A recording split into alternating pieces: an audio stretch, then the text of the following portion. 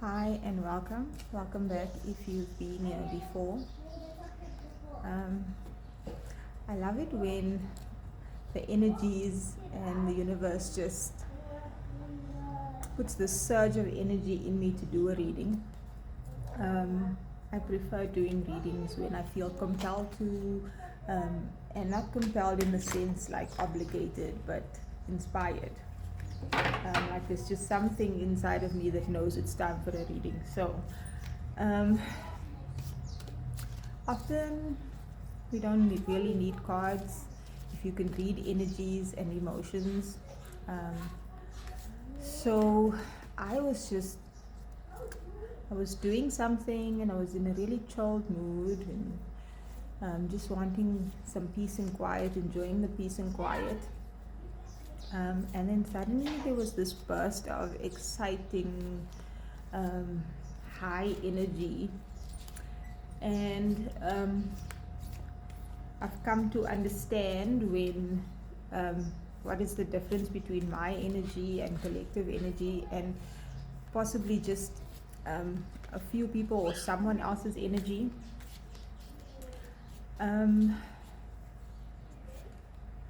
So yeah, I feel like that's something that I should mention, that when you get used to reading energies, you can sense people's unique, significant energetic frequencies. They have a unique energy. It's like a signature that even if somebody tried to duplicate it, you can't duplicate it. And when you really get connected to people and get to understand energies, you can pick up on people's energies. The way you can smell, that smells like vanilla, that smells like strawberries or whatever. And certain things can elicit remembrances or of someone or something, like a deja vu, a nostalgic energy. And you can often, it's often subconscious, but when someone is thinking about you or feeling something about you, or your energetic fields sort of overlap in some way, your timelines, or there's something happening in the 5D with your connection, you could sometimes almost feel that person's presence, hear their voice, the way they smell. A memory can pop up. And the universe works in ways that we can't understand. There's usually a reason for these types of things happening. A chariot. Yeah, I felt the need to say that. I don't know why. And I'm dropping cards. Okay, so there's this energy that seems a little bit indecisive, or just this excitement energy, because I was feeling like, okay, I need to do this reading, and then I was like, but I also want to go outside, I want to feel the sun, and then I was like, okay, maybe I should set up outside and do the reading, but then it's way too hot and the light is just not right for the camera. There's this type of energy, but it's a positive energy, like wanting to be outside, but wanting to get a few things done, or wanting to go and have fun, or there's just this type of almost indecisive energy. And it's almost like we are at a point where we are adjusting more to flow state, just flowing with the energies in the universe, while still having an internal knowing of what is for you and what you should do and what your options are. While an old version of us is still trying to figure out things in a more linear, logical way, in a more 3D way, like practically this should be done, that should be done. So there's almost this tug of war, push and pull between an old version of ourselves and a new version of ourselves, as to I know what it's like now to live in flow state and for things to come easily and to release resistance and to allow things, but there still needs to be some structure and some planning and some decisiveness, and I'm finding the balance between it. Following my bliss,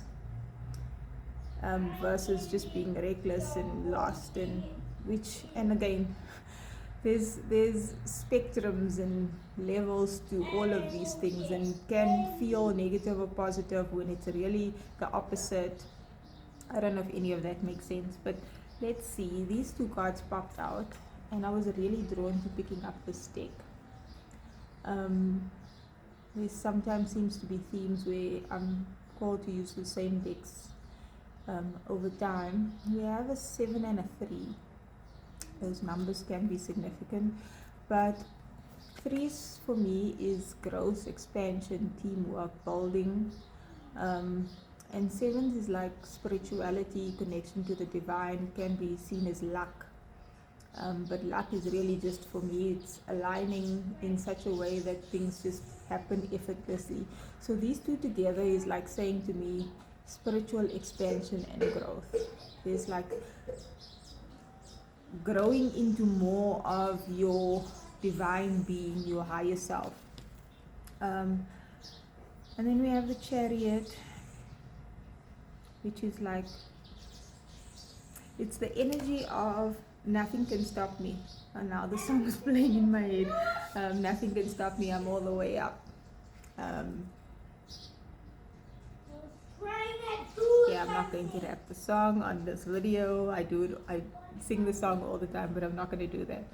And then there's the Empress card, and this is pregnancy energy, and this can be pregnant with a child or pregnant with excitement and life and positive life energy, or ideas and inspiration, or pregnant with something that you're creating or building. The colors on this card seems very significant. There's so much gold. It's like a rich energy, and that can be rich in the sense as in wealth, monetarily, financially, but it's also just a feeling of being abundant and rich and wealthy, abundant in joy and energy and enthusiasm and optimism and possibility. That's the word that's standing out to me in a major way. So there's definitely some growth and expansion energy, something more moving forward, like a freight train, like there's no getting in the way of this. And this could be for someone that the universe has, your higher self, you have a contract, or there's a birth that needs to happen, some sort of birth, and there's nothing that can stop it. And then you have that sense of knowing and feeling of drive, and this is, even if you don't know where you're going, it's like you're just going and you just go in the direction because you're being directed somehow, and you most likely know how, but it's not in the usual way that we've always operated. You have the 9 of Earth at the bottom of the deck, and the 9 of Pentacles is also financial independence, being good on your own, and it's, when we say independence, it's like you're good on your own, but that doesn't mean that you don't like people, you don't want anyone around. Sometimes we get into those phases in our lives where there's just really this solitary hermit mode, I need to be alone, I want to be alone, leave me alone type of energy. But this is, it's an open energy. Like, I am happy to share myself and be with other people and be receptive, but I'm really just, it's like chilling. Like if you were home on a Saturday all by yourself, just chilling and moving around the house and doing your own thing, but you wouldn't mind if your friends popped by, say hi type of a thing. And that's the energy I'm getting from that 9 of, oh, that's a lot of cards. We have the Strength card, which is number 8. We have 3 major arcana so far. And the Fool, don't take reversals in this deck. Another major arcana. So 4 out of 6 major arcanas now. The 10 of Air and the Page of Fire. Again, this youthful, exciting energy.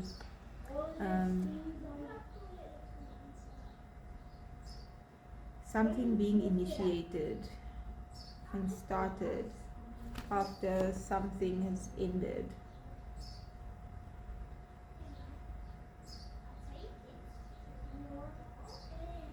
And with the Strength card and the Fool,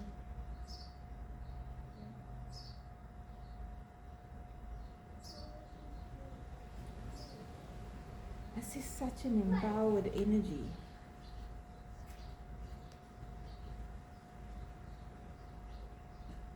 This new beginning is giving, I was made for this.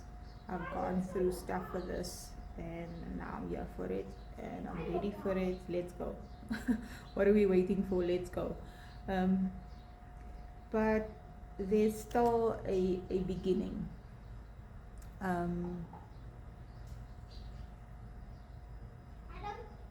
It's still new, and there's still going to be learning and experimenting and trial and error. But there's some sort of fire within you. It's like a force of nature. Someone's about to do something great and amazing, or something great and amazing is about to happen for someone in someone's life. This card is sticking out, the Page of Earth, another page. It's almost like once you take the first step, then things, it snowballs, it just goes like a wildfire. You light the match because the environment, the atmosphere, the conditions is a certain way. If you just strike a match, there'll be a wildfire and things. But this is not a negative energy. Wildfires are usually destructive. But it's like if you take a step in a direction, you decide, okay, I'm going to get in my car. And then one thing leads to another, then leads to the next thing, and things just happen. The King of Water. Oh, this is giving King Trident vibes.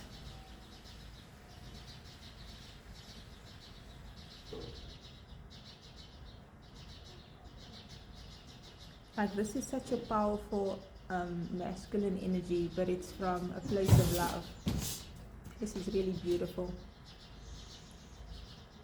I mean, look how gently he's interacting with this fish over here.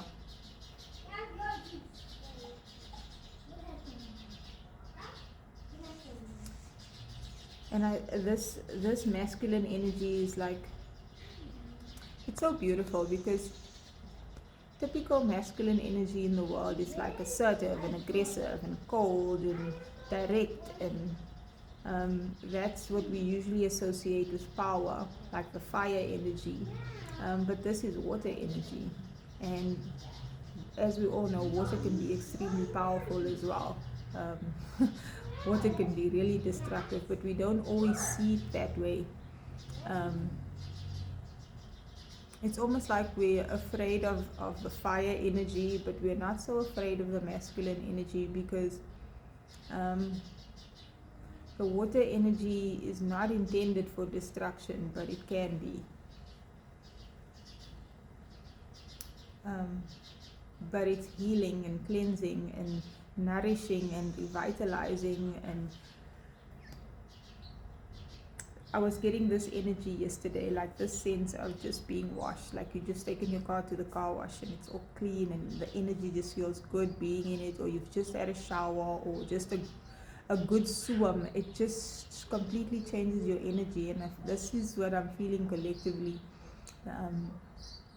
or for a certain collective, that this is what we're feeling now.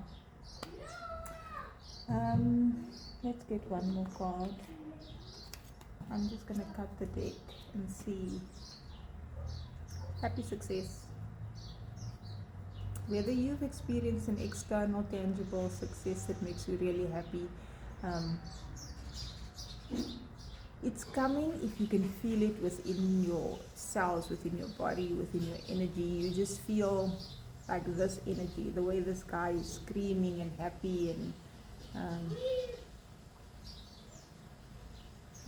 it's funny, he's got a heart in this hand that's glowing and a stack of money in that hand that's glowing. It's like